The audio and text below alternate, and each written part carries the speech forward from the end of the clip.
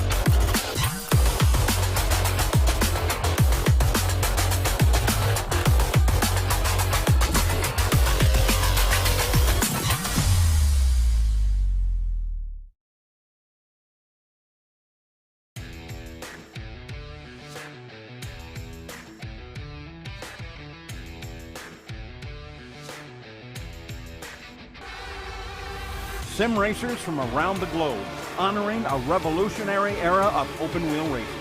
With a beast not easily tamed, roaring around legendary circuits at breakneck speed. When engineers and drivers push boundaries, sometimes too far.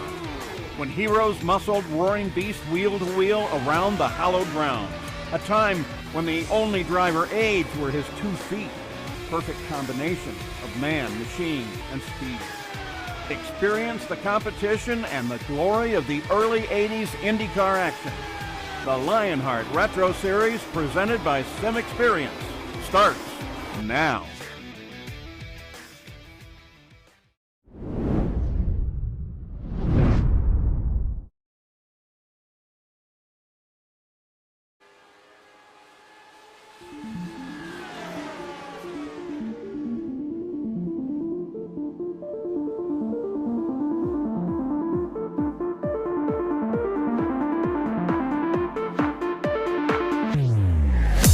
After a thrilling battle on the streets of Long Beach, the Lionheart Retro Series has headed east to the Badger State. Britain has Silverstone, Australia has Phillip Island, but for race fans in the United States, a pilgrimage to America's National Park of Speed is a rite of passage. With just 2 races left in 2021, the championship has come down to the wire, and with just a double-point showdown at the Auto Club Speedway left after 31 laps at Elkhart Lake, today marks one final opportunity to build up momentum heading into the championship showdown.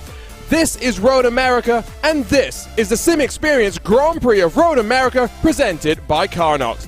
Hello and welcome back to RaceSpotTV and coverage of the 2021 Lionheart Retro Series. My name is Arjuna Kankipati, delighted to be joined by fellow AK Andrew Kinsella in the RaceSpotTV commentary booth. You can follow along with live timing and scoring by heading to RaceSpot.tv/Indy. Follow along thanks to our partners at ATVO with your favorite team and drivers in today's race. Let's dive straight into our HyperX pre-race show because the Lionheart Racing Series is powered by HyperX, makers of premier gaming gear like the legendary ultra-comfortable Cloud line of gaming headsets. Whatever you play, however you play, HyperX knows that we're all gamers.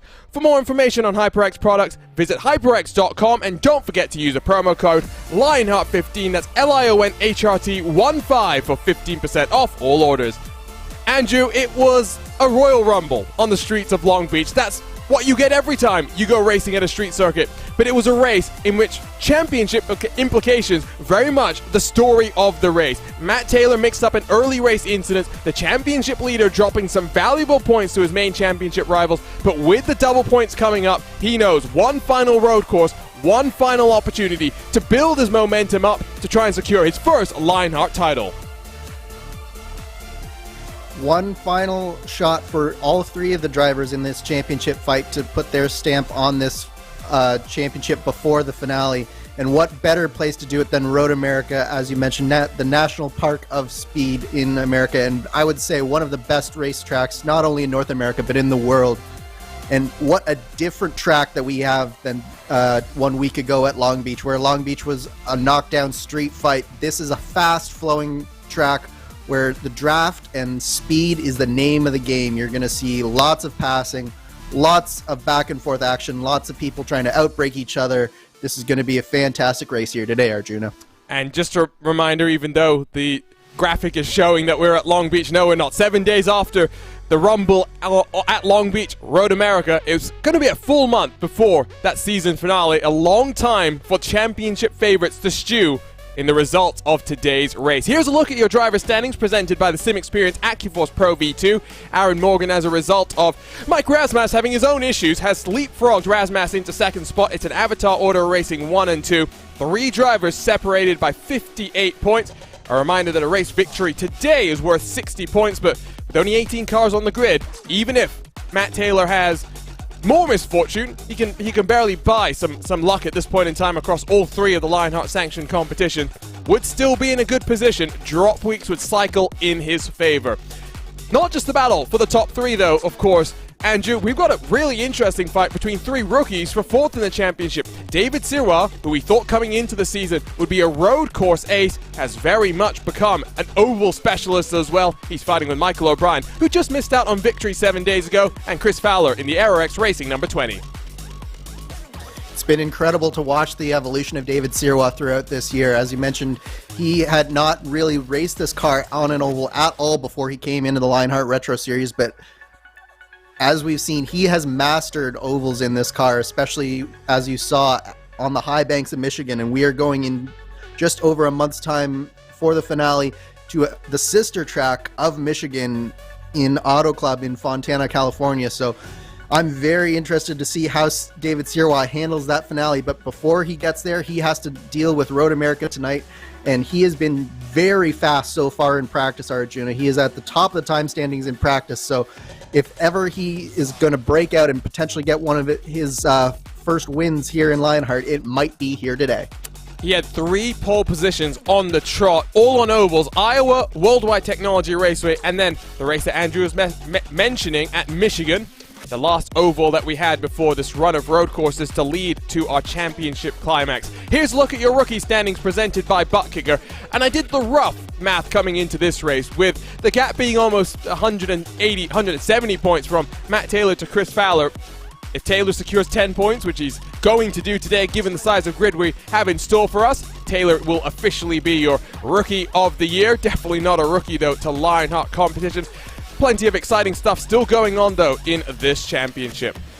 Let's take a look at the team standings where, because Avatar Order Racing, we say this every week, they've been dominant, they've been consistent. They made sure that all 3 of their drivers, Michael O'Brien, Matt Taylor, and Aaron Morgan, are in the top 10, fighting for victories, fighting for podiums. They are your team's champions already. Lavoie Motorsports have managed to build up some buffer to AeroX Racing. They're missing Jean-Francois Matt once more here today, Andrew, so only 2 cars in the action for Lavoie Motorsports. They do need to make sure they don't slip up with 2 races left to go. Absolutely, but I do believe that AeroX is also missing a driver, as I do not see DJ Clark on the grid either, Arjuna, so that does level it out just a little bit. But It's been a seesaw battle between Lavoie Motorsports and AeroX, as well as Graphics LC Motorsports, currently in 4th place, but they've been up as high as 2nd as well at certain points in this season. So these 3 teams, even though Avatar sort of run away with it at the top, they've been battling with each other all season, and I expect that to continue here today and all the way into the finale in 1 month's time. And with that said, we'll make our way over to the series details presented by Minus 273, the premier name in karting gloves. Their industry-leading gloves are super lightweight and durable, made of a breathable poly spandex. Whether you're a kart or a sim racer, Minus 273 gives you the control to reach victory lane. For more information on Minus 273's full line of gloves and apparel, visit minus273.biz, and don't forget to use the promo code Minus273LHRS15 for 15% off all orders. It's the 5th season of the Lionheart Retro Series in the 7th year of the Lionheart Racing Series. Drivers campaigning in the Lotus 79, which very much was designed to run on road courses, but has put on some incredible shows on the ovals as well. Custom fixed setup designed by the man alongside me in the RaceSpotTV commentary booth. Andrew, talk to us about what this setup is going to mean for these drivers. We were talking before we went live. Very minimal downforce. Draft is going to be crucial. We're going to see lots of passing as well here today. Absolutely, Arjun. A very, very low downforce setup here today. As you know, with this car, most of the downforce does come from the underside of the car with the Venturi tunnels that the Lotus 79 pioneered way back in 1978, 1979.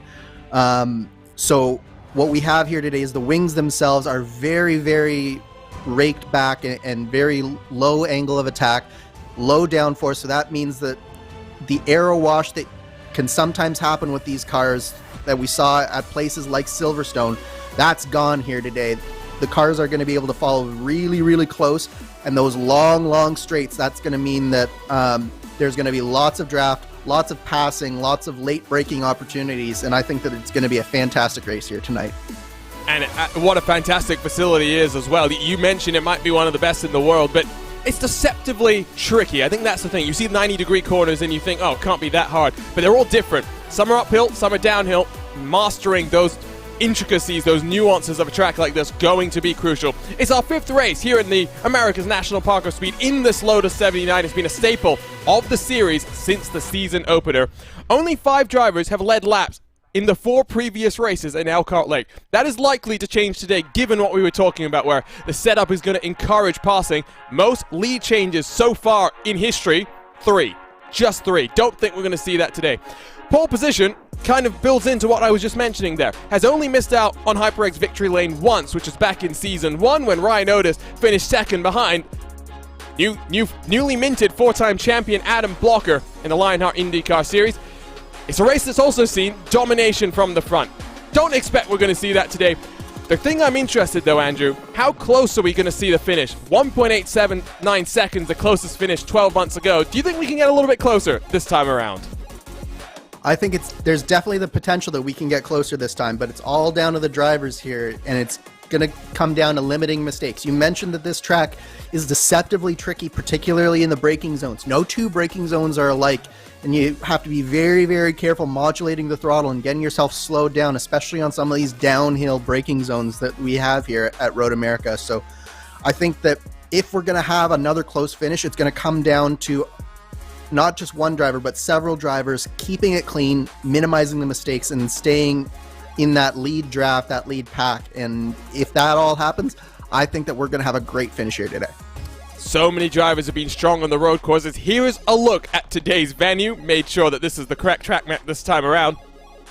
In Elkhart Lake, Wisconsin, 4.048 miles, 6.515 kilometers for what is a questionable 14 turns. But the crucial thing here, 171 feet of elevation, 52 meters. Up and down you go in Elkhart Lake, Wisconsin, where qualifying is underway for the drivers of the Lionheart Retro Series. 10 minutes, drivers get the track all to themselves. 4 laps to go as quick as they can when the pressure is on. And with the pressure on, it's Michael O'Brien that currently sits on pole position. But as the times come in thick and fast, David Sirott, 1,000th behind Mike Rasmus, slides his way up into 3rd.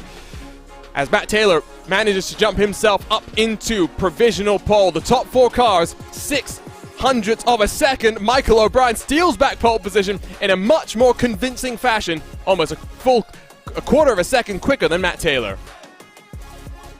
Yeah, that gap between O'Brien and Sirwa was just insane when you think about it. Over 4 miles of track, they were separated by 1,000th of a second. Of course, O'Brien has now gone faster, and that's what you'll see over the course of this qualifying session. This is actually probably the hardest qualifying session for all of these drivers to run. Why? Because you have 10 minutes to do essentially 5 laps.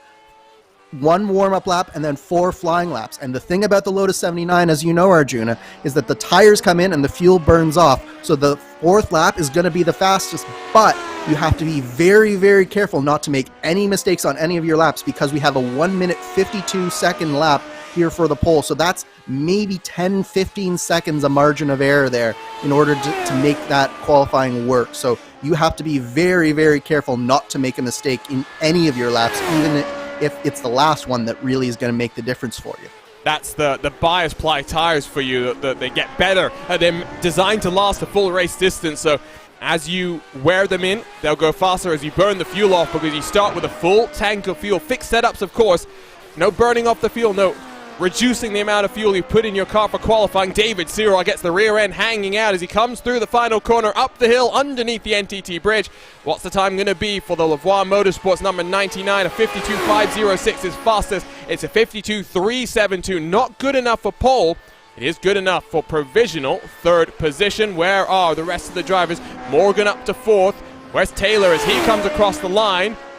Doesn't improve. In fact, he went a bit slower this last time around at 54.102. So he will get 1 more lap, maybe saving the fuel tires. Let's ride on board with Matt Taylor for a lap here at Road America through turn 1. Slide yourself down the hill into the tricky braking zone of turn 3. So easy to brake a little bit deep and usher yourself out wide. You can use the outside, the little bit extra tarmac that's there to run yourself down this very long back straightaway underneath the Sargento Bridge. One of your primary passing opportunities. Downhill braking zone.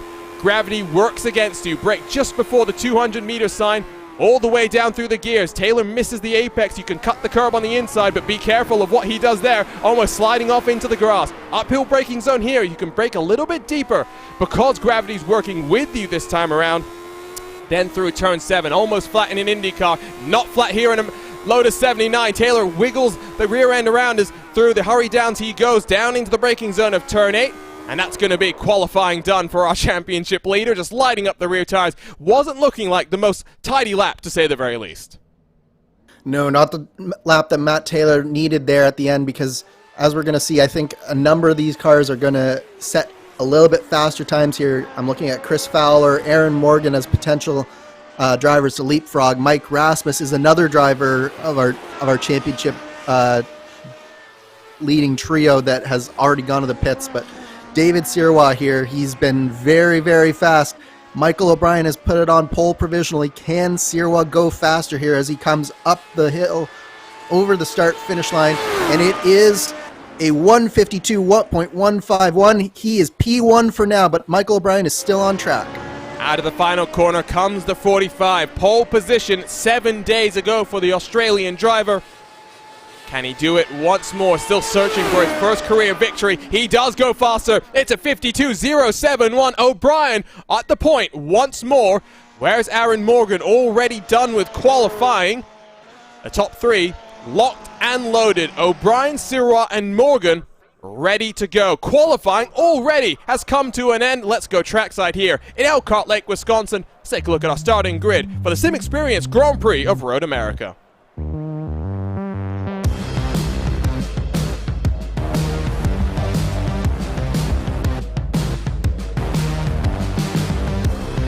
And so here is your butt kicker starting grid. It will be Michael O'Brien on the pole position. Alongside him is going to be David Sirwa. Aaron Morgan alongside Matt Taylor. It's an all-avatar order racing row number 2 with Chris Fowler alongside Mike Rasmus. Plenty of championship hopefuls mixed up inside the top 6. David Rodriguez in 7th. He had an end-of-line penalty 7 days ago. A little bit better starting position for him this time around. He'll be alongside Isaac Snyder, with Ricky Hart and Richie Hearn rounding out the top 10. Paul Jenkins, who had some bad luck yesterday, will be alongside Alex Gouillon in the second of Lavoie Motorsports cars, trying to lock themselves into second place in this championship, the team's championship, presented by HyperX. Trevor Malone, Ariel Alanis to independence on row 7 with Nick de Groot and George Anzaldo 15th and 16th positions. The bright red of Danny Roberts back in 17th alongside the only driver not to set a lap time will be an end-of-line penalty as well for Chris Reagan in the silver and purple, Elite West Motorsports number 19. As mentioned, it's going to be the full pace lap here today, so plenty of time to work our way through the particulars, what's in store for us today. 31 laps. Let's very briefly touch on the strategy here, Andrew, because it's anywhere from 13 to 15 laps on the stint. Hypothetically, with the draft, you could extend it out to 17 laps to make it a one-stop race. Is anyone going to be bold enough? Today, we'll find out as we roll from the starting grid. Yeah, I think it's a really interesting strategy to make here. It's a tough stretch because this track is just so long. You really do have to save a lot more fuel than you think just to go one extra lap or two extra laps, but I think that it could be worth it for some of these drivers, particularly if you're in the back half of the top 10. I'm looking at the likes of David Rodriguez, who we know can make fuel out of nowhere. He is one potential to potentially go that extra lap and make it that one stop. Isaac Snyder maybe another one, just one of those drivers in the back half of the top 10. But if I'm Aaron Morgan, Matt Taylor, and Mike Rasmus, your championship contenders, I think you have to play it safe and go with the two-stop just because you can't afford to make a mistake and set yourself on the back foot here. You had mentioned that if you weren't on commentary duties, you'd be racing and trying out that one-stop strategy. Let's see if anyone has the courage to try something different. If you're David Rodriguez, why not go for it? But as always, we've got featured onboards to work our way through on this long pace lap. And first up, it is David Rodriguez with the Espo's Design onboard camera. Get yourself a racing identity. Visit Espo Design on Twitter. Podium, last time out for Richie Hearn, and he's got the HyperX onboard camera. Whatever you play, however you play, HyperX knows we're all gamers, and HyperX is always ready to game. Third in the championship, sixth on the grid. Mike Rasmus has the Graphics Esports onboard, world-class design from the real world to virtual. Visit graphicsesports.com. And alongside him, Chris Fowler has the Chris Fowler Racing onboard camera. Join Chris Fowler on his sim racing journey through his live streams. Visit Fowler Racing on Twitch. Would be an interesting second screen experience for you here today. A reminder as well, thanks to our partners at Dougie Beard, we have full onboard cameras for every single one of the Lotus 79 today. Wonderful track cameras that you'll see in action here on RaceSpotTV as well. Prediction time, Andrew. Who's going to win here today? Don't think we're going to see domination from Michael O'Brien, even though I'm sure he would love to see it. No, I think that this is going to be a case of anyone in that top 5, top 6 has got a shot at it today, especially if they can keep themselves out of trouble. But I really do think that with the pace that David Sirois has shown, I think that today is going to be the day that he finally makes a breakthrough here in the Lionheart Retro Series and takes that maiden win. So I'm going with your outside pole sitter, David Sirois, as my pick. Ooh, you've stolen my pick, so I've got to keep things interesting. I'll go boring. I'll say Matt Taylor will find a way to win. It seems like he gets more comfortable when the track grips on up, and I just get this feeling that in the closing stages, he'll have the confidence to rip around a bold move, work his way into the lead. It's been a busy week of Lionheart competition, Andrew. I mean, 3 races, all the penultimate races of the Speedway, IndyCar, and today the Retro Series. For drivers like Taylor and Rasmus, makes things very difficult for them. Yeah, I did think about picking Matt Taylor because he has been very strong in the Retro Series recently, but he's had such a run of bad luck here. Not only in the Retro Series, but in all 3 series, as you mentioned, and that's got to be weighing on him today. So he's got to do his best to put that behind him, but it's going to be tough for him today, I think. And in a series like this, a championship fight like this, the pressure is never off. Competition, commitment, excitement. This is Lionheart, and this is the SimXperience Grand Prix of Road America, presented by Carnox. For the second time in just 7 days, Michael O'Brien picks up the throttle. We are racing at America's National Park of Speed. Already, some teamwork as the Avatar Order Racing teammates sync up and get the leapfrog on David Sirwa on the start. But here comes the Canadian back down to the inside. Nothing doing there.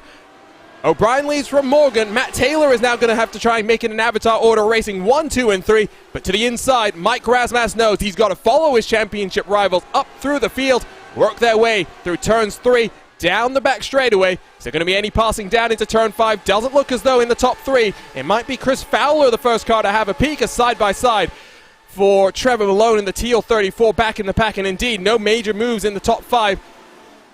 Other than the start, Aaron Morgan, David Sirwa switching around. Very clean. Car going a bit wide on that downhill braking zone, but great to see all 18 cars pointed in the right direction.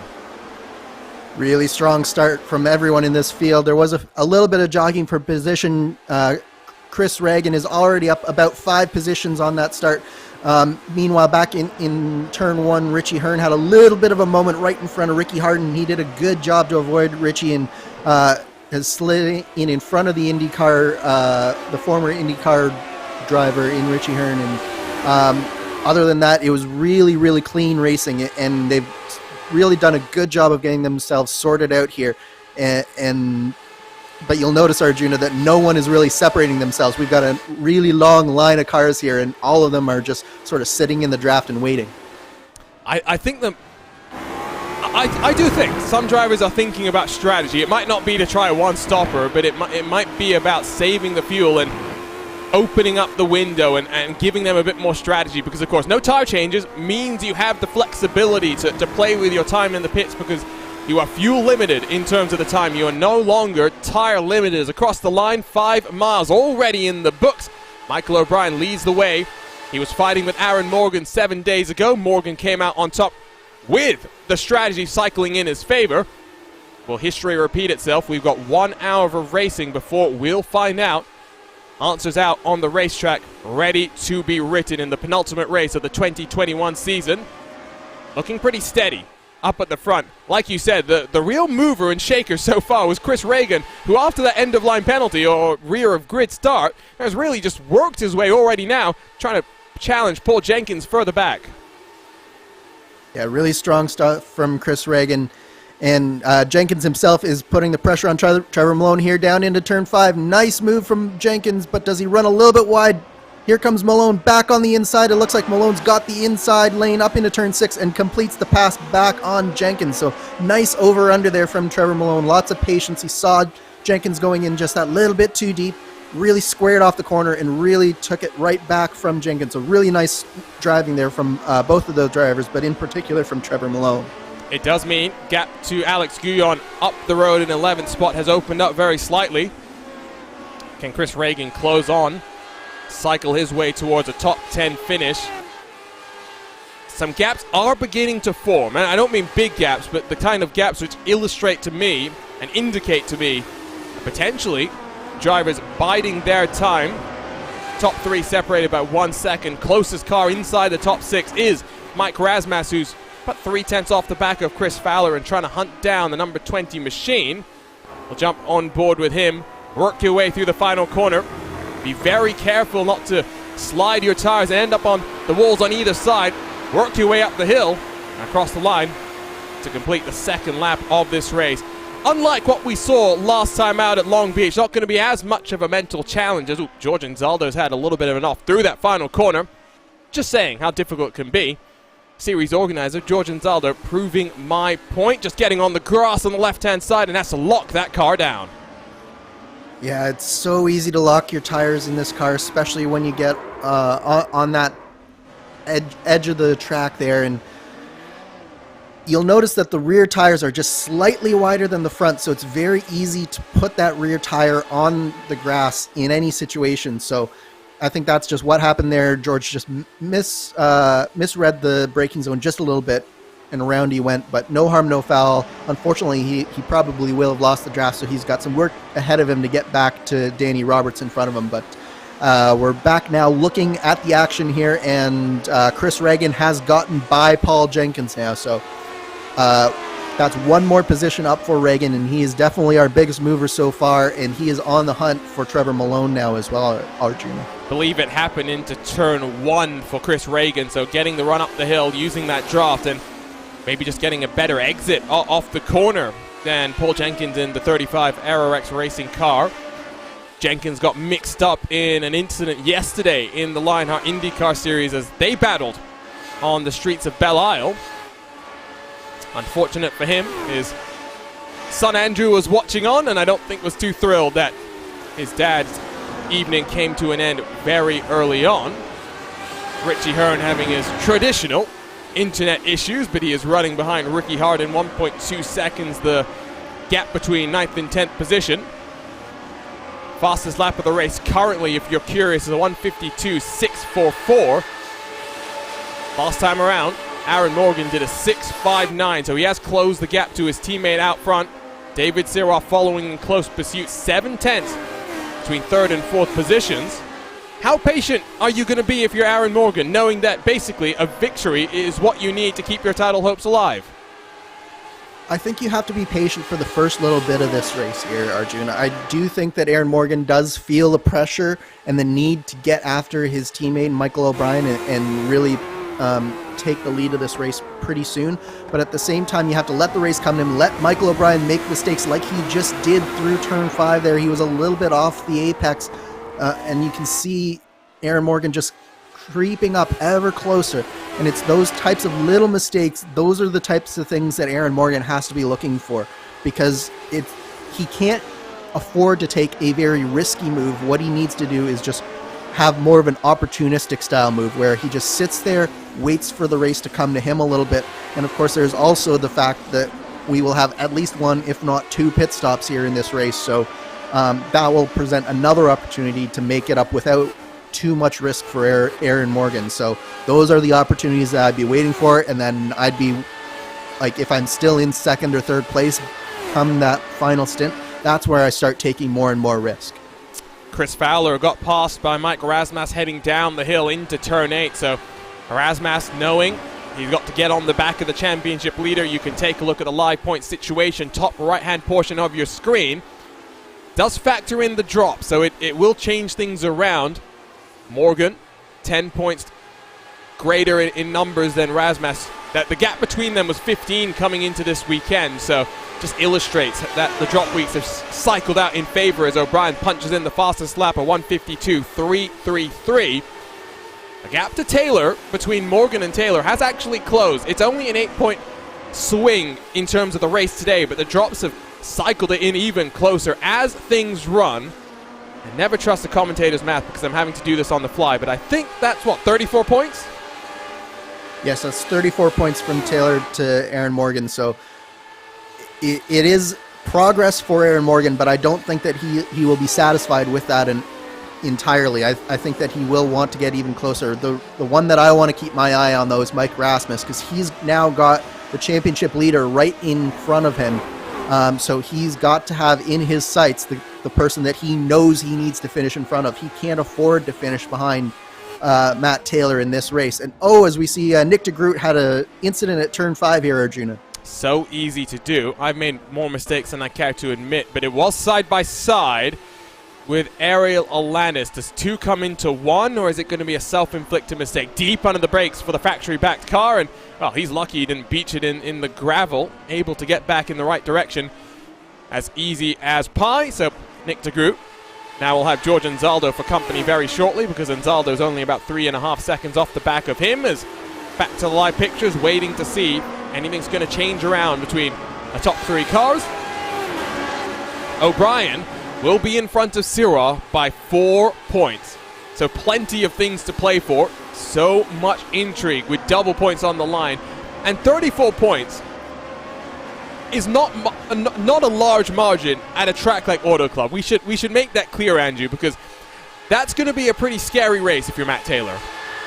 Absolutely. That'll be a nerve-wracking race for all 3 of them, especially at a place like Auto Club where it has traditionally been more of a draft race where small mistakes, not even by yourself but by other people, can potentially take you out of the race. So if I'm Matt Taylor, I'm definitely not feeling comfortable with Aaron Morgan sitting 2 spots in front of me right now. I I think that both Taylor and Rasmus, they see Aaron Morgan up there sitting in second place behind his teammate to boot, and they're not comfortable with how this race is unfolding so far. So, as we see a mistake from Michael O'Brien through turn 5, and Aaron Morgan is now right on the back of his teammate, with David Sirwa all over the back of Aaron Morgan as well. David Rodriguez, Isaac Snyder side by side. Snyder tried to lunge into turn 5. We saw Trevor Malone do a similar thing on Paul Jenkins, where back up the corner, regain the position. That's what we've seen from David Rodriguez.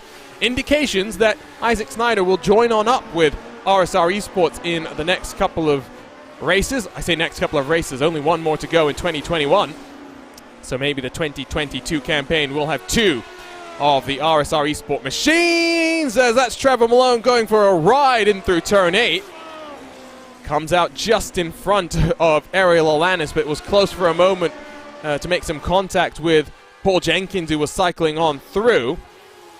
And Chris Reagan, after this, had a moment in the carousel as well, Arjuna, but it looks like here Trevor Malone, he just got in way too deep, but you can see Reagan, I don't know how he kept that pointed straight there, Arjuna. I really don't.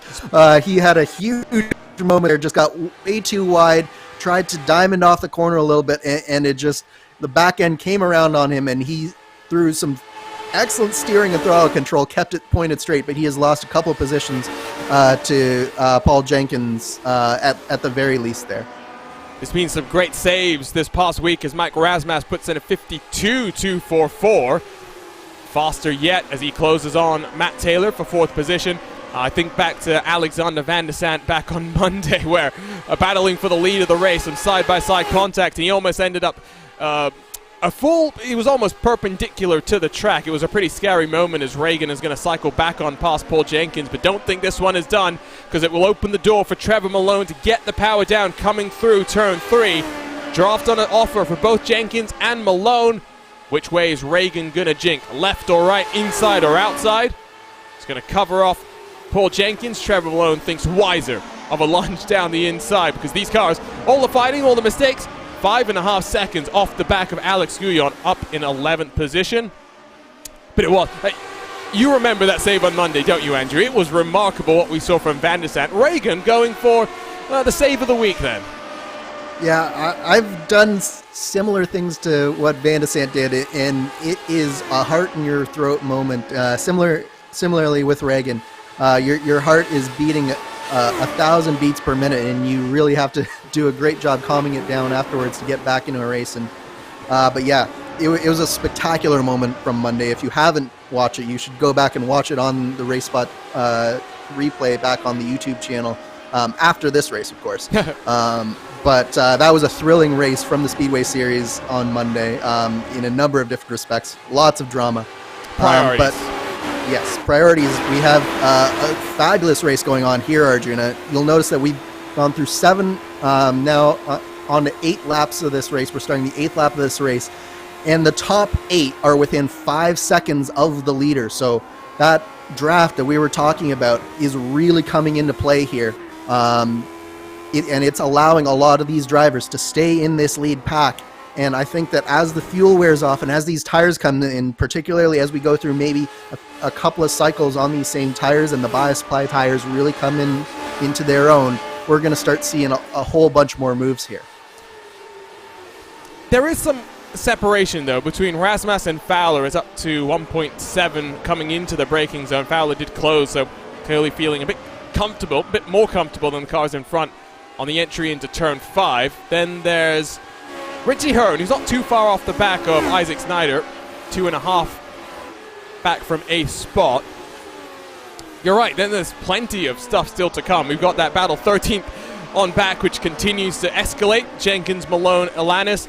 Chris Reagan trying to stretch his legs, pull away from those cars after his mistake. And the hard-charging Reagan trying to charge his way now through the 4.5 seconds that he finds himself behind Alex Guyon, the second of the Lavoie Motorsports machines.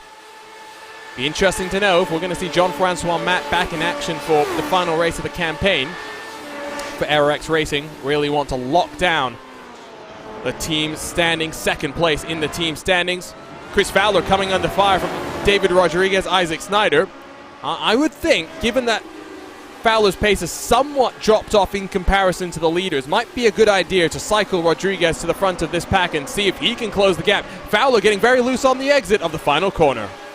Yeah, you can see just how hard that Fowler is pressing here. He really doesn't want to let Rodriguez by, but I think that Rodriguez has got a really good run here coming down the front stretch. This is the longest straight on the track, and we see that Rodriguez pulled out into turn 1, but Fowler hanging tough on the outside, doesn't want to let it go, and he hangs tough, keeps Rodriguez behind him down into turn 3 here, and that puts Isaac Snyder right on the back of David Rodriguez as well.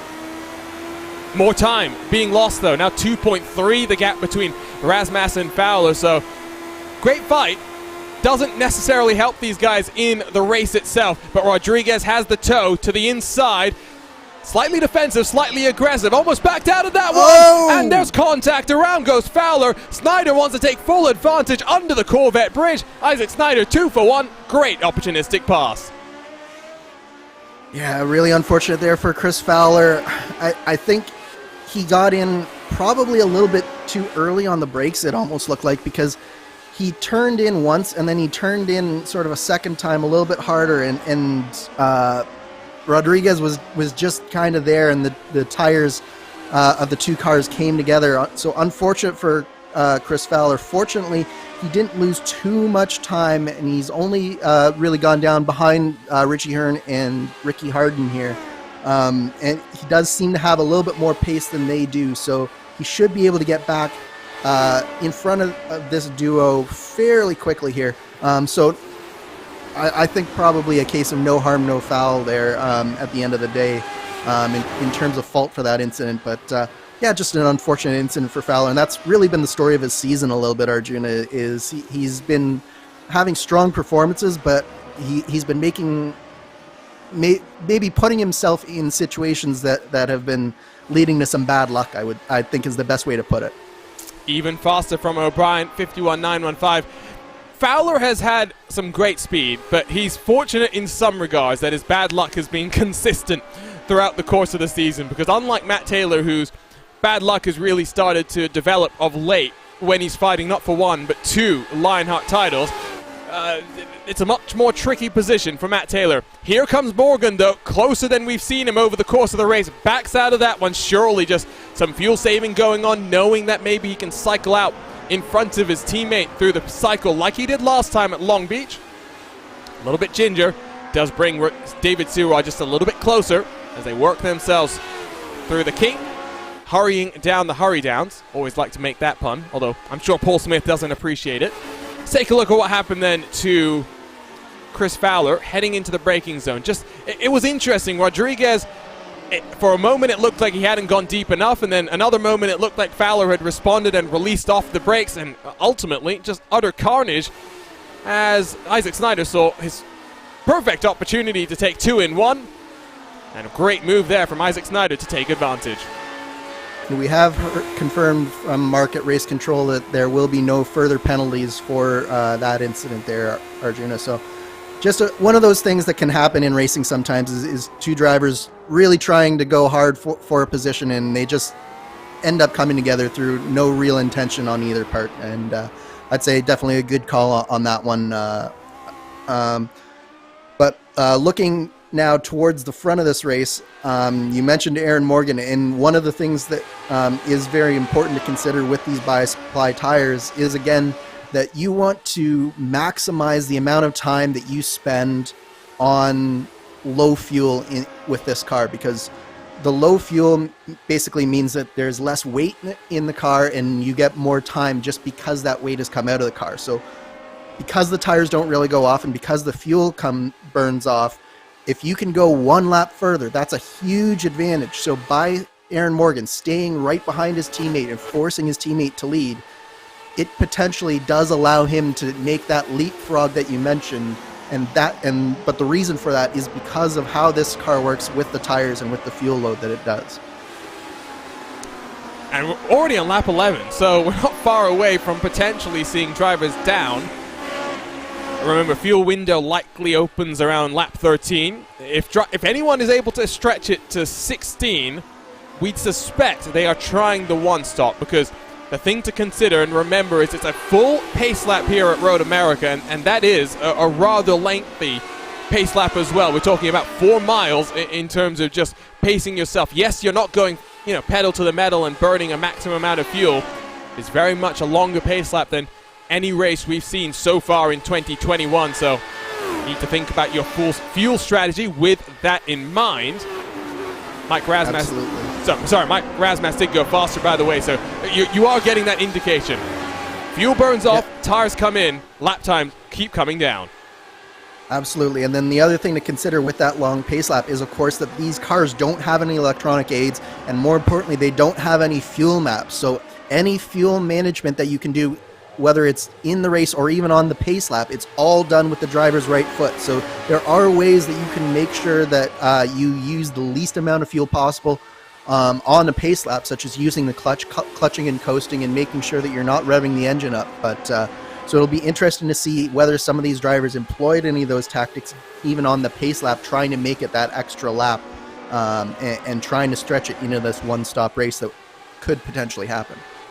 We know for a fact it won't be O'Brien, though. He's the one that's punching the hole in the air. He's the one that's towing these 5 cars through. It is now a 5-car train separated by just about 2 seconds. 4.5, almost 5, back to Isaac Snyder, who's still battling with David Rodriguez. 2 cars squabbling for 6th. Richie Hearn is now only about 2 off the back of Rodriguez. So podium last time out for the former IndyCar driver in full medal competition. He did have a great drive here 12 months ago, and we mentioned maybe trying to carry that momentum forward, but didn't have the best run in qualifying. Has left him just a little bit too far behind to really try and work his way back up to the front. As George Anzaldo, Nick de Groot, position swapped around there. The 2 drivers have early issues. Now they'll be fighting tooth and nail to not be the last car on the track, but 18 cars took to the green flag. 18 cars still out there on track. Very different to what we saw last time at Long Beach. Yeah, complete opposite, I would even say, Arjuna. It's been a really clean race so far. A couple of mistakes from a few drivers, but as you mentioned, it's been a really strong race so far. Going back to Richie Hearn for a minute, I will say that when you have a big moment like he had through turn 1 on lap 1, it can throw you off. Even if you're a seasoned driver like Richie Hearn is, it can throw you off for a little bit. So I think what we're seeing here is that Richie has started to pick up the pace again because he's just gotten a little bit more comfortable with what the car is doing, especially as the tires have burned off. I think the car's coming to him just a little bit. So I've been watching his lap times, and they've been really strong these last few laps, although that the last one, he was basically the same pace as the 2 cars in front of him. So he's been doing a really good job of just settling back into this race and letting it come to him. So really strong drive from Richie. But when you're by yourself, it can also be difficult to find the time that maybe your competitors have against you. That's what some of the, I call it data downloading. You don't necessarily do it as much on a road course as you would on an oval, especially at the super speedway, type of races where you try stuff out, you see how things are going to work, and then coming to the final laps, to the white flag, to the checkered flag, you have an idea of what's going to work out best. For Aaron Morgan, he's been able to ride around Michael O'Brien, see where he's strong, see where he's weak. Seems like turn 5 is potentially the place where O'Brien seems to be the least comfortable. But having said that, it's not like he's going slow by any means. He's been going faster and faster lap after lap.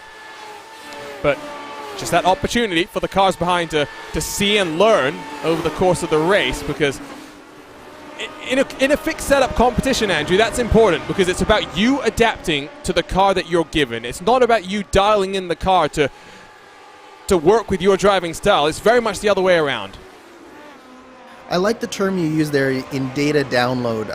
As we see Michael O'Brien in the pits this time by. This is lap 13, so this is on the short side of the window here. So I do believe Mike Rasmus is also in the pit lane. This is a very, very long pit lane here. Very slow pit road speed limit. So you're going to see a delta in excess of, I believe it's 35 to 37 seconds here with these cars. So it's frankly a little bit torturous when you come down the pit lane that slowly. But this is the money lap here for Aaron Morgan and David Sirois and Matt Taylor. This is the lap that will show us whether or not they will be able to pass Michael O'Brien and keep Mike Rasmus behind them, because if they can put together a solid lap here with no mistakes, they stand a really good chance of leapfrogging it out, because Michael O'Brien will be on the higher fuel load, and he just won't have the pace on his outlap that Aaron Morgan is having on what is potentially his in-lap here. And it was a 51.619, fastest lap of the race for Morgan last time around. So got the memo, already has turned the wig up to maximum. Confirmation as well that effectively O'Brien, Rasmus, Reagan, Danny Roberts and George Anzaldo all committed to a two-stop strategy. Not much they can do, as Ariel Alanis has spun that car around, at least pointed back in the right direction. Might have been a nice little 360 there for the independent driver coming down through, I think, turn 6 under the Corvette bridge. Question remains, Morgan, Sirois, Taylor, do they come in this lap as Matt Taylor been saving fuel, biding his time behind the rest of the cars in that lead breakaway? Morgan looks like he's coming in, so does Sirois and Taylor as well. So confirmation, all of our race competitors, race winning competitors, I should say, electing for the two-stop strategy. Don't think anyone is risking it for the biscuit. Onto pit lane. And it's not a car that's got a pit limiter, Andrew. So you're having to make sure you don't speed all by yourself. It doesn't have a pit limiter, and this is one of the trickiest pit-ins on the circuit here, Arjuna. You're basically blind and uphill, and the pit road speed limit is maybe 20 meters past the crest of that hill. So you really have to do a very good job of getting yourself down to a very low speed, basically, and you're basically doing it blind. As we see Aaron Morgan with a fabulous pit stop, and he is back out in front of Michael O'Brien. David Sirois, Michael O'Brien, side by side through turn 1. Oh, and O'Brien's gone off from pole position to the gravel trap. It was side by side with David Sirois, and through the chaos, through the carnage, Mike Rasmus has cycled himself in front of Matt Taylor. This is crucial. Championship leader bundled down to 4th, as one of his championship rivals is now side by side with the Laval Motorsports number 99 car. They'll be downhill, braking, long way around for Mike Rasmus, but he gets the job done a little bit sideways. Rasmus up to 2nd. Pit strategy, well, it's not about pit strategy right now, it's about the action out on track, and Aaron Morgan is 4 seconds clear of 2nd on back. That was an extremely important pit exchange from David Sirois there, from Mike Rasmus. This is exactly what he needed to do. He got lucky with what happened there with Michael O'Brien and David Sirois through turn 1. It really slowed down David Sirois. Mike Rasmus takes advantage of that, and now he is off to the races in 2nd place. Now 3 seconds back of Aaron Morgan, but if he can find a way to close down on Aaron Morgan, he went from P5 to P2, and this was basically the moment of the race for Mike Rasmus so far, Arjuna. Absolutely. Let's go ahead then and try and take a look at what happened on the pit exit there. Morgan, with a flyer of an in-lap, didn't even make it close. So, hard to tell. We're going to have to take one more look at it from maybe Rasmus's viewpoint behind, because he would have had a great view of what was going on there. It did look as though Sirois tried to lunge late under the brakes, but of course he's at less speed and so has the ability to go a little bit deeper in the braking zone, and potentially O'Brien just tries to cover off a car that's already still down on his inside there. Yeah, really difficult to call that one, Arjuna. I understand that Sirois probably wasn't fully there in the braking zone, and O'Brien probably thought he could get away with it, but I think Sirois was just there enough. And of course, at that stage of the race, Sirois really couldn't afford to just let O'Brien take that from him. So I understand Sirois trying to keep himself on the inside there. I do think there was also a fair bit of netcode that went on there between the two cars. There was a fair bit of room between them when the contact was actually made. So I do think it probably needs to be reviewed, but in my opinion, that was just another one of those racing deals, similar to what we saw earlier with Rodriguez and Fowler, where it was just two cars racing really, really hard and just an unfortunate incident, especially for our pole sitter, Michael O'Brien there. My new favorite term for netcode is there's just a little bit of air in between the two cars. Confirmation as well, Morgan did go quite short on the pit stop, 6.6 seconds stationary. It means he'll come in a little bit earlier, but he's got less fuel in his car right now, can try and really build an advantage, but Mike Rasmussen is having none of that. Gap now down to 3.3 seconds. Lap time for Morgan was a 52.441. For Mike Rasmussen, 52.116, so 0.3 quicker. Already pulled a 1.8 second buffer to Matt Taylor, to David Sirois, fighting now for the final step on the podium. Let's see how this cycles out, and let's take a look at how things are shaking up with the live point situation, because it's coming down as a result of this. Now 28 points the difference between Taylor and Morgan, with one double points race left to go. Mike Rasmussen still hypothetically in with a shout, but depending on the number of cars that we have racing at Auto Club, it might still be academic, and ultimately for Rasmussen, he's going to need utter disaster for Morgan and Taylor to try and come out on top in this championship. I think that, so it depends on obviously how Mike Rasmussen does at Auto Club, but I think that he's still got a very strong shot at this, Arjuna. With 120 points for the winner, and it quickly goes down after that. So I think that with, if I'm doing my maths right, it should be somewhere around having Matt Taylor finish worse than I think it's around P12 or so. So definitely still within the realm of possibility. So I wouldn't be too concerned if I'm Mike Rasmussen about this. I think that so far, at least, this race has gone just about as well as he could have hoped, especially starting back where he did in P6, working himself all the way up to second right now. This is about as good as he can hope for. Meanwhile, you mentioned Aaron Morgan going short on that pit stop, so that's a really, really interesting strategy call that I want to talk about, because what it's going to mean is he's going to have less fuel on these two stints, but it's also going to mean that his third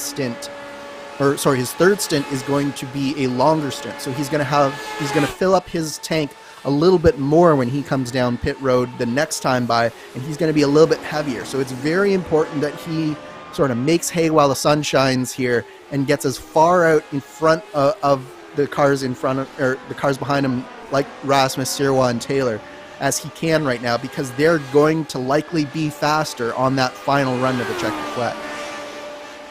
Although, having said that, last time around, lap times did equalize, so Morgan does have to start building up the buffer once more, because it is down to about 3 seconds. About 10th quicker was Rasmussen last time. Of course, his tires would have been back up to the optimal temperature a little bit quicker, but you would have expected on the second flying lap that Morgan would be right back there and have the grip right where he wanted it. Back and forth, lap times yet to be traded, I'm sure. Wait and see how it cycles out. Sirois was half a second slower than Morgan, 0.6 slower than Rasmussen, so Matt Taylor is now bunched up behind Sirois, really now just fighting for third place out on track, try and minimize the damage and the impact that the cars in front will be able to chip into the championship gap. One car has retired. Danny Roberts has been down on pit lane for about 2 minutes and 30 seconds and counting. Still in the car. Not day done necessarily for the 43. Appears as though it might have been a mistake coming in through the kink or potentially in through Canada corner. Go ahead and see what happened here. It is Canada corner, but what happens? So it's just a solo car incident, but it reminds me of something that we saw in the IndyCar race here, Andrew, where we had not one, not two, but 3 cars all go off at the same time at this very corner. Yeah, no sympathy slides for anyone here, Arjuna, but yeah, Canada Corner is one of those braking zones where, again, it's slightly downhill and it's also slightly off camber, so it's very, very easy to just get in that little bit too deep.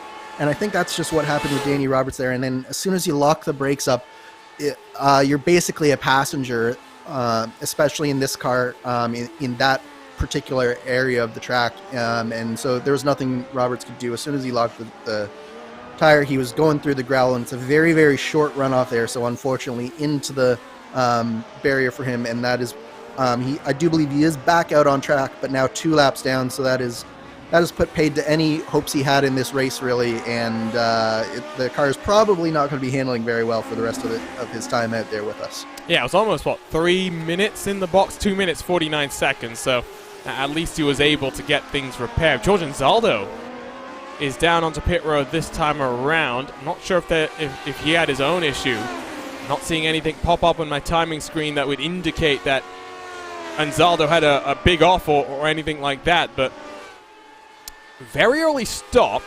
Now he would be able to get to the end from here, but he did have a long pit stop last time around, one of the longer times, 9.1 in the box. So as he comes to a stop in the lane once again, it's only 6.2 stationary, so maybe it is just a short fill-up.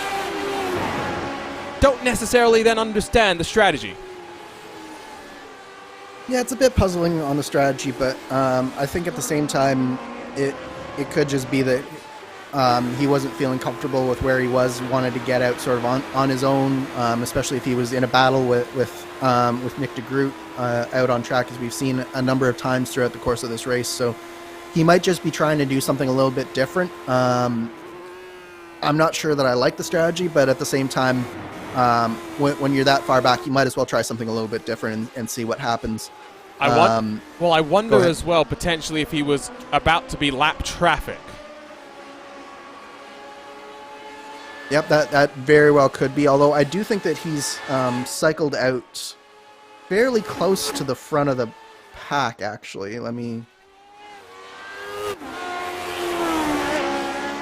Yeah, so he is right behind the 68 of Mike Rasmus, in between Rasmus and David Sirois. So okay. He is actually right in amongst the leaders right now. And we do see a little bit of damage to his front wing as well. So it could be that he had just a little bit of an off and just wanted to see if he could get anything repaired. And when it didn't happen, he's good to the end as well. So that's another possibility. I think that happened on his incident through the final quarter, but I'm not 100% sure.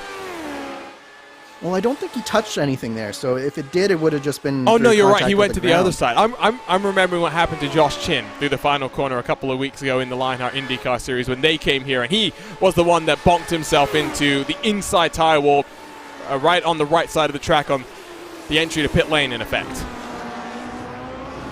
Yeah, that was definitely probably not one moment that Josh would like to remember, but right now George Anzaldo probably coming back down pit road again just to get out of the way of David Sirois and the leaders here, but it definitely doesn't look like he's having the best of days out there, unfortunately.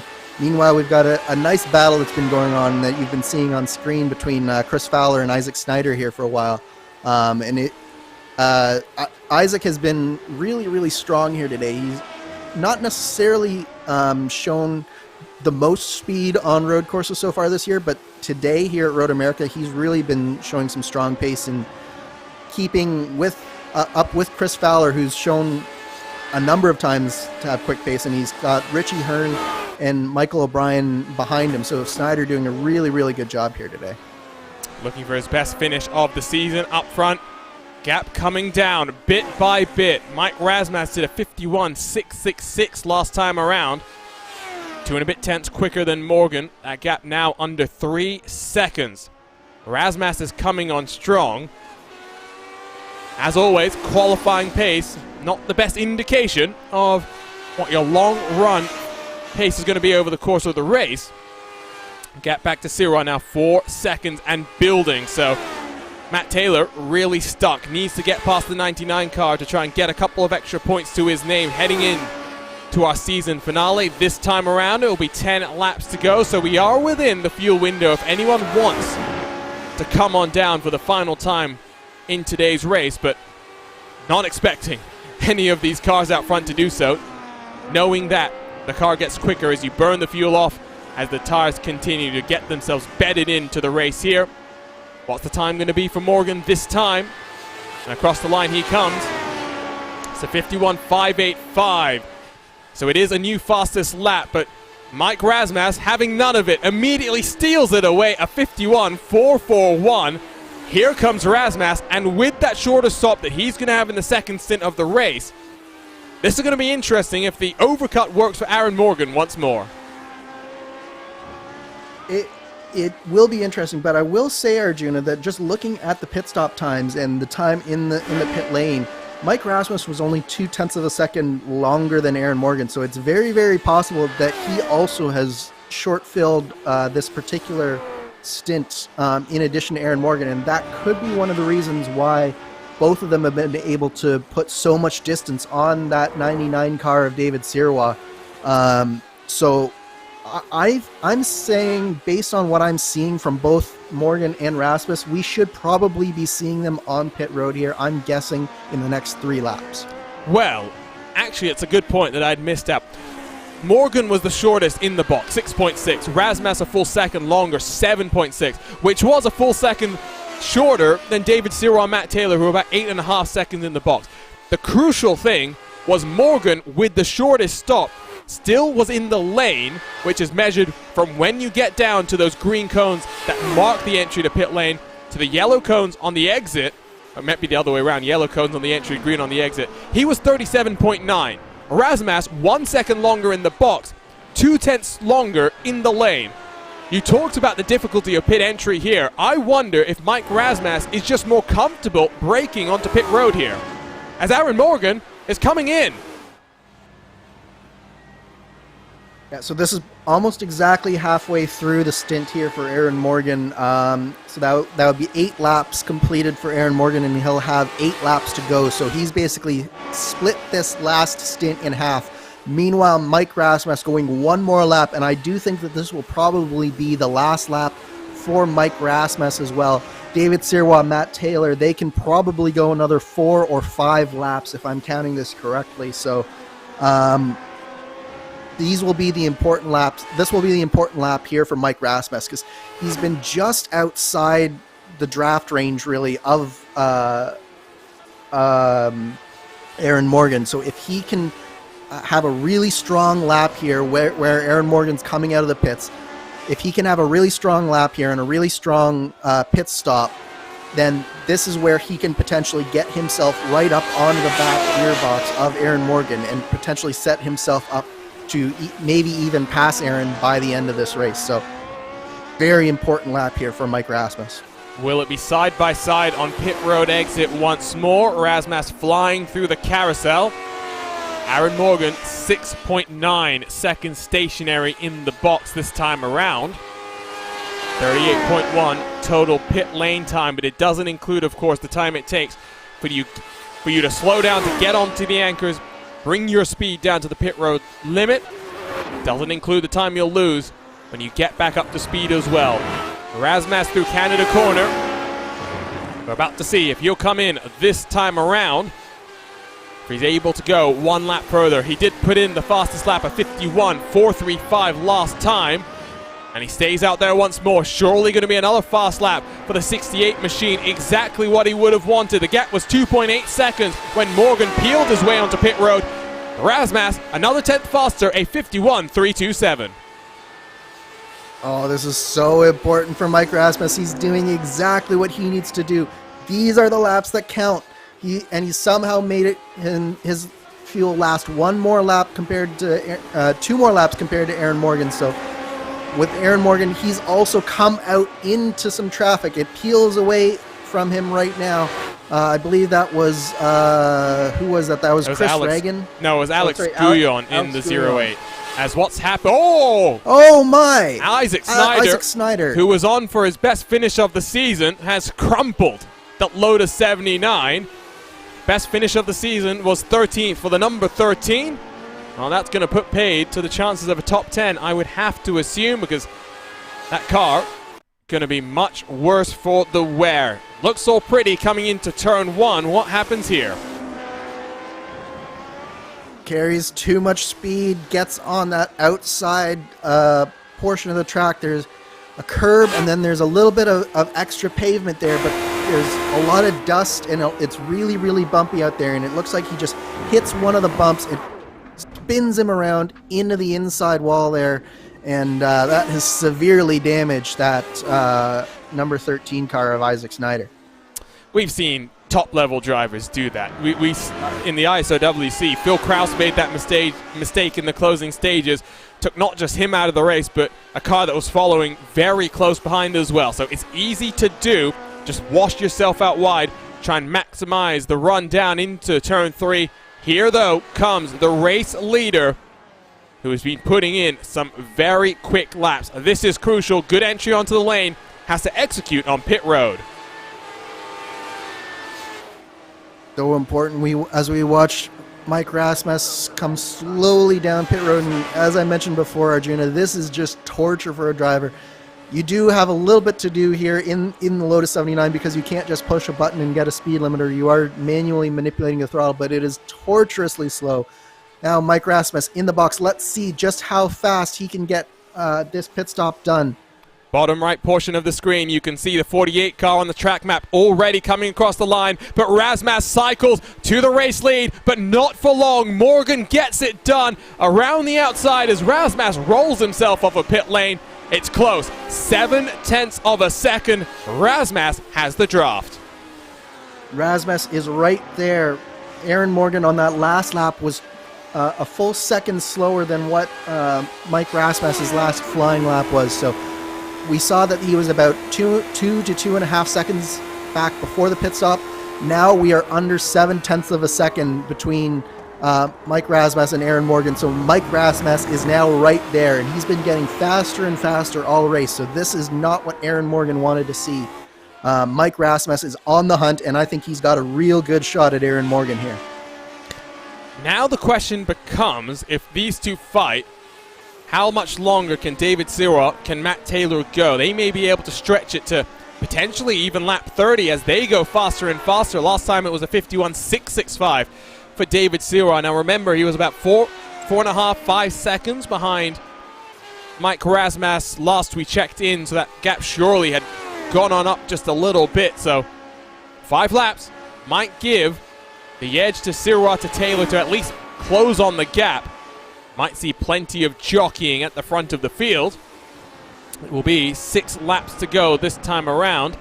David Rodriguez onto pit road. Sirois and Taylor still out there and cycling. Yeah, this is exactly what Sirois and Taylor need. They spent a lot of time going just a little bit slower than Aaron Morgan and Mike Rasmus and let them get the gap up. But this is where they can make the money back. In these next few laps here, they are going to be much faster than Aaron Morgan and Mike Rasmus. So we'll have to see just how fast they can be, but it should be really, really close come the end of this race. 6 laps to go. Don't go anywhere. Don't peel your eyes off the action. We'll go side by side. Closing stages of the SimXperience Grand Prix of Road America coming up next on RaceSpotTV.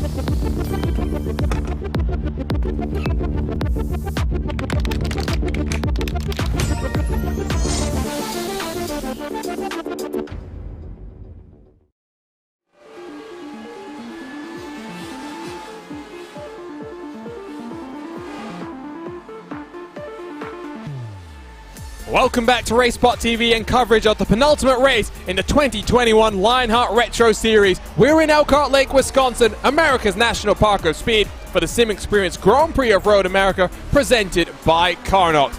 Final pit stops yet to be underway for David Sirois, for Matt Taylor, and meanwhile, the squabbling is on between Aaron Morgan and Mike Razmas, two drivers that need championship points to head themselves into a double-point, adrenaline-filled showdown at the Auto Club Speedway in 1 month's time. My name is Arjuna Kankipati. Alongside for the action, as always, is Andrew Kinsella as we get geared up for an exhilarating 4 laps to close things off. Razmas took a look into turn 1 last time, but just a little bit too far behind. Don't think the pass, though, the attempted pass, is going to be there and going to be left and done there, Andrew. I think we've still got plenty more excitement to come. We've got plenty of excitement, and look just in front of them. They have a slightly slower car. He's not a lap car, but he is a slower car on a different fuel strategy right now in Ricky Harden. So it's going to be very interesting. It's going to get spicy here in the next few laps. And what these two have really got to be careful of is they can't let their squabbling and their fight for points affect how fast they're going around this track. So David Sirois, the last time around, was half a second quicker than Aaron Morgan and Matt Taylor. This time around, we're looking at 0.3 of a second. So lap by lap, David Sirois is making the gap smaller and smaller, but he did have a large gap to get over. So it'll be really, really interesting to see if these two will start fighting it out more with just 4 laps to go, or whether David Sirois can bridge the gap that he has to do with this alternate fuel strategy compared to Morgan and Rasmus. I think they have it covered off, because we need to see a bit more speed from the 99 car to really have closed what was a 4, 5, almost 6 second advantage heading into the cycle for Morgan and Razmas. So I do believe that these cars have it covered. Their gap between Sirois and Morgan is 27 seconds. Estimated pit lane time about 38 seconds. So unless there's a miracle, I think Morgan and Razmas, the two contenders for victory. Matt Taylor has dropped about 2.5 back from David Sirois, so unfortunately for him, might be dropping a couple more points heading into the championship showdown that he would have wanted. It will be 3 to go this time around. Does David Sirois peel it off onto pit entry? Yes, he does. Up the hill, late as you can on the anchors, yellow cones. That's the pit lane marker. Matt Taylor follows him in, so let's see how close it will be. Net race leader coming in through Canada corner. Ricky Harden maybe slowing them down just a little bit, because he was doing a 52.9 last time around, so almost 1.5 seconds slower than what we're seeing from David Sirois, from Matt Taylor. Ricky Harden due for a pit stop imminently, will peel himself down. Sirois and Taylor still cycling down the lane at the pedestrian 70 kilometers an hour as they finally get into their box for the final time. Fuel going into their cars. Razmas and Morgan well and truly clear. Here comes the lunge from Razmas. Thought better of it. Oh, excitement building up here with 3 laps to go. Things are really heating up, and Mike Razmas now knows that he doesn't have to worry about David Sirois catching him back up. It's now down to him and Aaron Morgan, and he has his sights set on the back of that 48 car. He just did he still holds the fastest lap of the race, don't forget, Arjuna. So we know that these are the 2 fastest drivers on the track. It's only a question of, can Rasmus find a way by Aaron Morgan? And more importantly, can he do it in a way that doesn't potentially put both of them at risk? Because both of them need the points for this win, and both of them want the points for the win, but neither of them can afford to not have the points for second place. At least it's not the same situation we were in 7 days ago when Aaron Morgan was fighting with Michael O'Brien, 2 teammates back and forth. Rule number 1 in racing, never hit your teammate. Probably up there as well is make sure you don't hit your championship rivals and cost both of you significant points paying positions. Don't let Matt Taylor cycle back up to the front of this field. There will be 8 miles to go this time around. Razmas just a little bit too far behind to try a lunge down into Canada corner, one of the heavier braking zones we have on this track. Down through the gears, work your way up towards Bill Mitchell Bend, the penultimate corner on the track. Haven't seen as many mistakes as one might have expected through what is a very high commitment final couple of corners. Looking good. One more chance, Andrew, to predict who's going to win here. Which way are you going?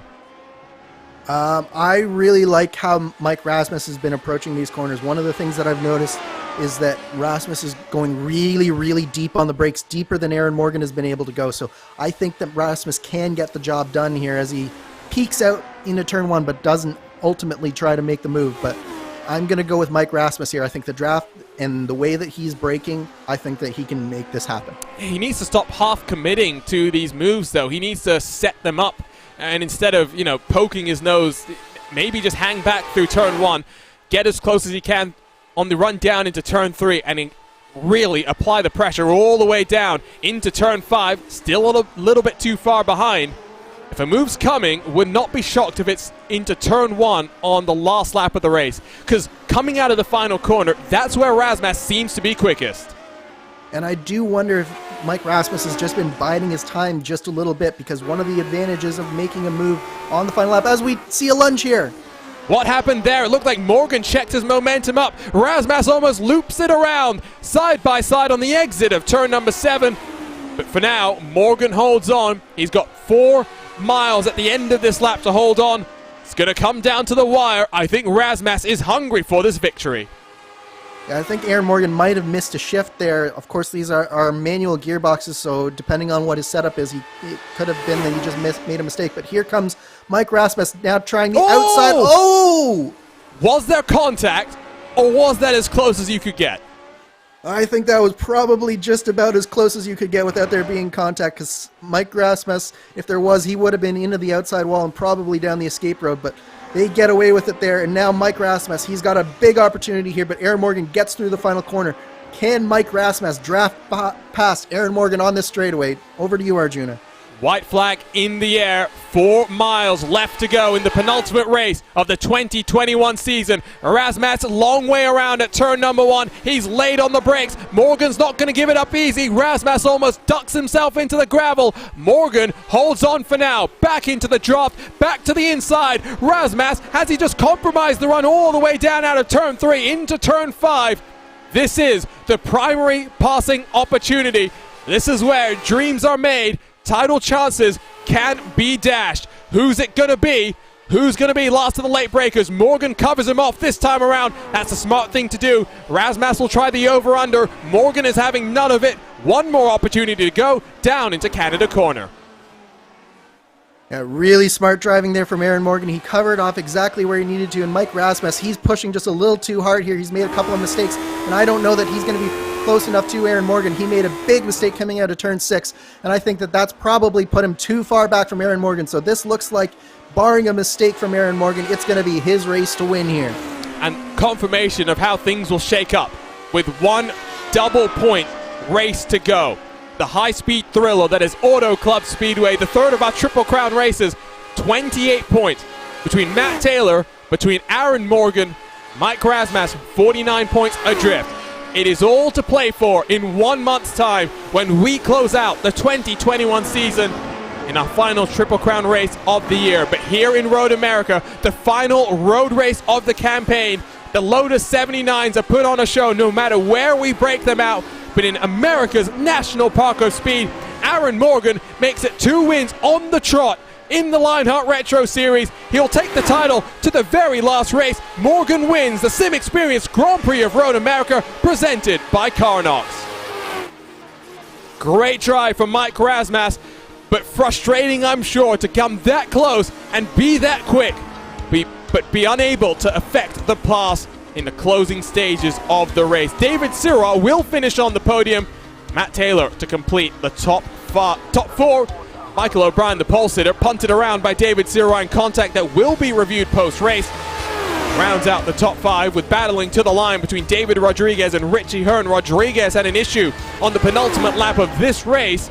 Still finishes up in 6th position. What a track Road America is, Andrew, and it puts on a show no matter what car you break out here. We talked about how it's deceptively tricky to make things happen here. It's also pretty tricky, as we saw today, to get the pass done when you have someone like Aaron Morgan on top of his form, not willing to give things up. That was such great racing that we saw on the last couple of laps there from those two. There was so much respect. They gave each other just enough room. Aaron Morgan defended without getting overly defensive where Mike Rasmus was aggressive. He went in, he was so close, but even when there was an opportunity to maybe close the door, he didn't do anything that compromised either of them. Really fantastic racing, and it ultimately came down to just a couple of small mistakes from Mike Rasmus that didn't allow him to come back and have one more shot at Aaron Morgan there. But just a fantastic race all around, and Road America has paid off once again here in the Lionheart Series. We'll wait for the final car to cross the line before we get the Carnox race results up for you. It's Nick de Groot. The car that we're waiting for right now is he'll climb up the hill under the NTT bridge, and we will get those Carnox race results for you here in Road America. It is another victory in 2021 for Aaron Morgan, his third of the season, all coming on the road courses. He's conquered Canadian Tire Motorsports Park. He conquered the streets of Long Beach. Today, he conquers Road America. Mike Rasmus, 1.5 seconds back, finishes in second. David Sirois rounds out the podium positions with Matt Taylor, the championship leader, back in fourth. Michael O'Brien will be heartbroken from pole position to the gravel trap to fifth on track, but it's an Avatar Order Racing 1, 2, and 3, an illustration of why they are already your team's champions here in the Lionheart Retro Series. David Rodriguez does hold on to sixth position, but it's not too close between him and Richie Hearn. Chris Fowler, Ricky Harden, Christopher Reagan to complete the top 10. Alex Guyon, Paul Jenkins, 11th and 12th positions. Ariel Alanis down in 13th with Trevor Malone in 14th. Isaac Snyder was on for a career finish, up in the top 5 potentially for him. But an incident through turn 1 drops him to 15th with Nick de Groot, the last car on the lead lap. George Anzaldo, the only car one lap down. Danny Roberts, the only car that retired from today's race. And with that said, it's time to make our way into the HyperX post-race show, because the Lionheart Racing Series is powered by HyperX, makers of premier gaming gear like the legendary ultra-comfortable Cloud line of gaming headsets. Whatever you play, however you play, HyperX knows we're all gamers, and HyperX is always ready to game. For more information on HyperX products, visit hyperx.com, and don't forget to use the promo code Lionheart15, that's LIONHRT15, for 15% off all orders. We are waiting for HyperX Victory Lane to be populated, and there's the sigh of relief from Aaron Morgan. Aaron, congratulations, a second victory in 7 days for you here in the Lotus 79. Brings the championship all the way down to the wire. How thrilled are you with this third victory of 2021? I'm so happy. I went into this string of road courses saying I needed to win all 3. And I think I could have in Silverstone if I qualified better, but I finally got qualifying down these last 7 days, and oh, it's so good. I'm so glad to get the points down. It's all to play for, and I can't wait for it, because Auto Club's going to be a thriller. Talk to us, though, about the strategy. You elected to split the second portion of the race basically in half. Were you ever concerned that you would get jumped in that second portion by Mike Rasmus, who was flying once he got clear of the traffic behind? Yeah, I was really concerned, because I extra short-filled on that. I didn't just split it actually in half. I had to do 2 extra ticks of fuel on the second stop, and I thought it was going to be really close, and it was really close. I trying to remember. I also had Isaac spin right in front of me, and I had to slow down a little for it, and that worried me. Not, it's things that happen. It's not a bad, that bad. It's just had me worried. And now I want to ask you about the defense that you had in the closing stages, because draft was powerful here.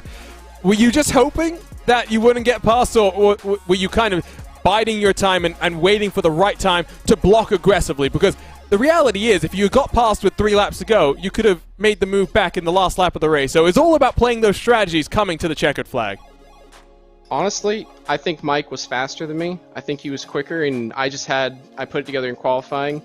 And I didn't want to let him by, because if he got by, I don't think I would have had an opportunity to pass him back, because I do think he was quicker.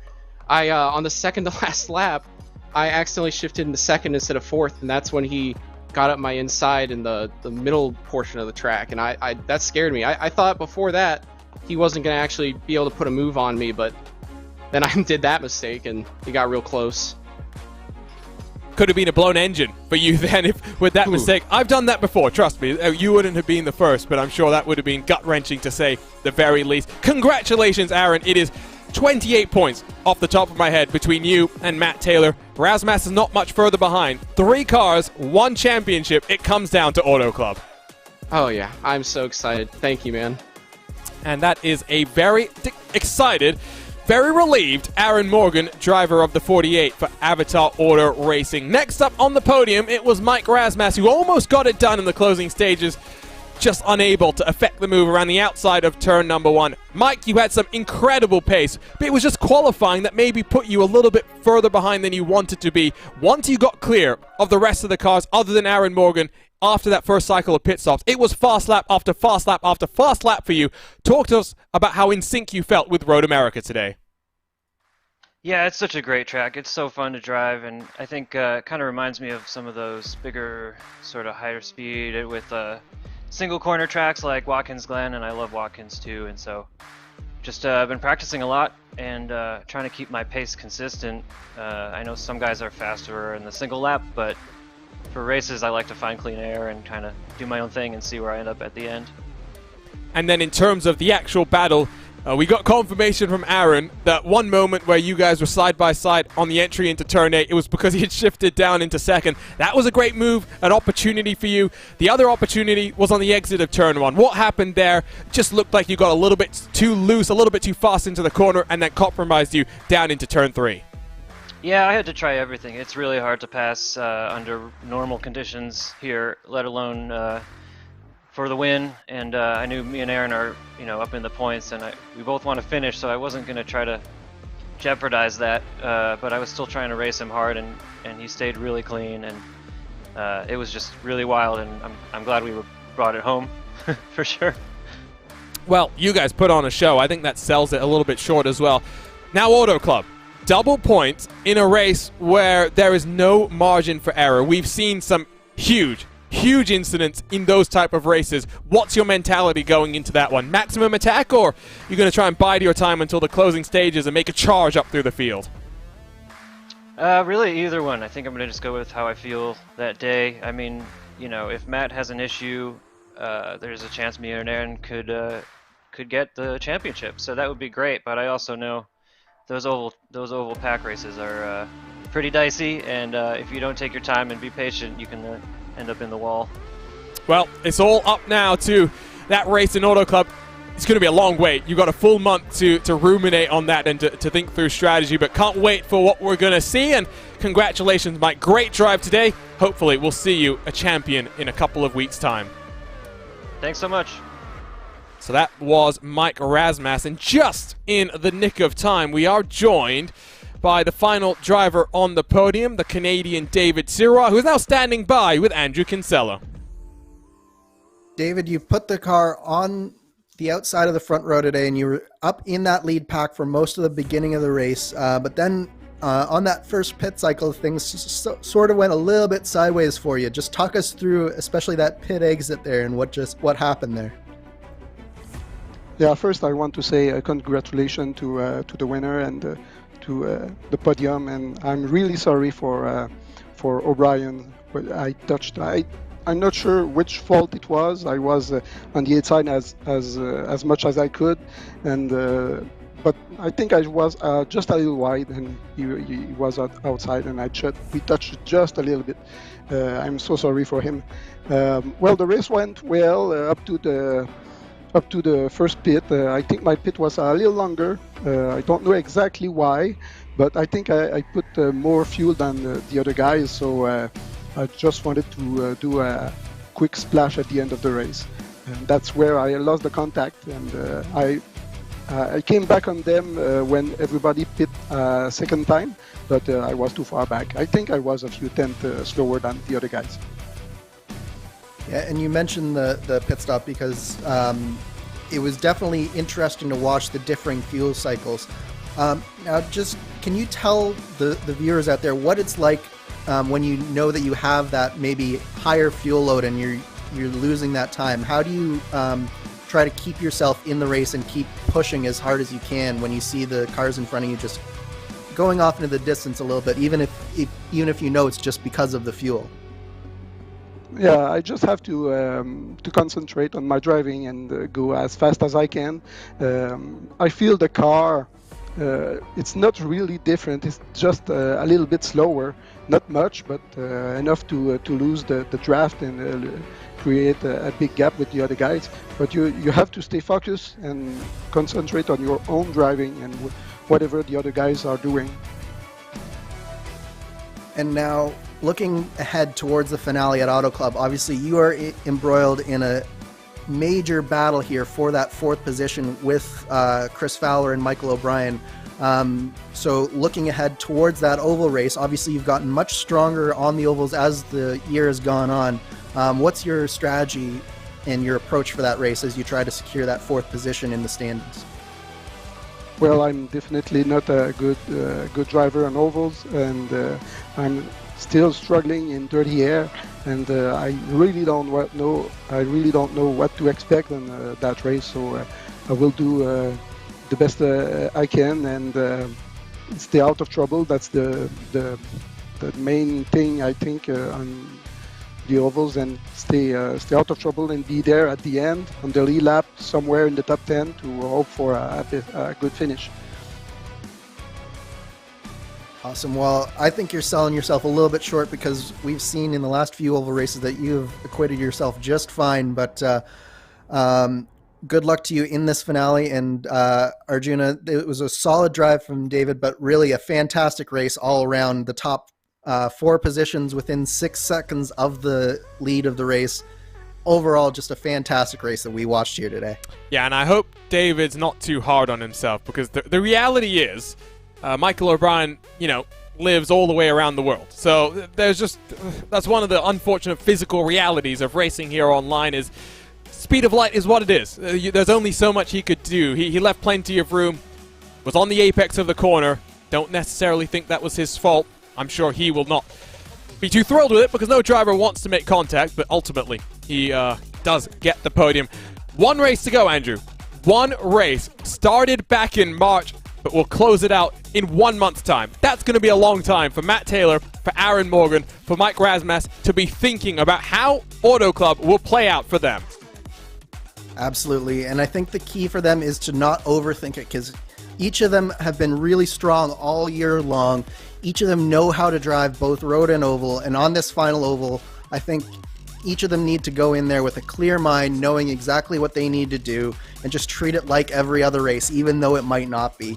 And the goal for each of them will be to come away with the win, not only in the race, but in the championship. And I think each of them are capable of it. It's just who's going to be able to perform on the day. And I think that it's going to be, no matter what, a fantastic finale here in 1 month's time. And before we wrap things up here on the HyperX post-race show, let's get confirmation of how the points are looking right now. 805 points. That's what Matt Taylor has to defend heading in to the final race. Aaron Morgan, 28 points behind. Mike Razmas, 49 points behind. There's not just a battle, though, for first, second, and third David Sirah, because of the misfortune for Michael O'Brien. Now finds himself 12 points clear in the battle for fourth. Chris Fowler's disappointing 2021 continues with his own issues. He's back in sixth now. Going to be very difficult for him unless David Sirah does struggle on the ovals. Not feeling the most confident, but we know just how quick Sirah can be, especially in qualifying, putting himself in good position to work his way through the double point adrenaline-filled high-speed showdown to close things off for 2021. Before that, though, we've got a full month to wait, to ruminate, to think about what 2021 has held for us and what more stories, twists, and turns are left to be written. With that said, though, it's time to thank everyone that makes this happen for the Lionheart Racing Series. The SimXperience AccuForce Pro V2 is the premier professional simulation racing steering system. The key to its incredible realism is the groundbreaking direct drive motor control system, providing a driving experience that's second only to the real thing. For more information on the entire SimXperience ecosystem, visit SimXperience.com.